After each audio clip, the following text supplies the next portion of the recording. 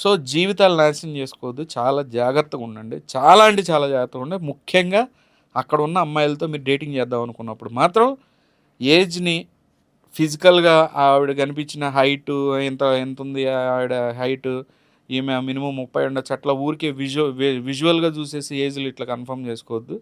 ID proof అడిగి చూసి ఆ తర్వాతే స్నేహం చేయండి అనేది చెప్తున్నాం మనం దీంతో.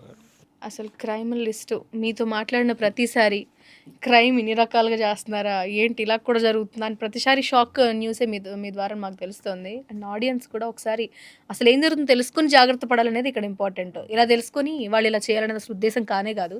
బేసికల్గా ఇలాంటివి జరగకూడదంటే మీరు నేను చేత్తో పెట్టి ఆపేవో లేకపోతే పోలీసు వాళ్ళు చేత్తో పెట్టి ఆపేదో లేనే లేదు. ఎవరికే వాళ్ళు సెల్ఫ్గా జాగ్రత్తగా ఉంటుంది. ఎడ్యుకేట్ చేయటమే అంతే. అంతే.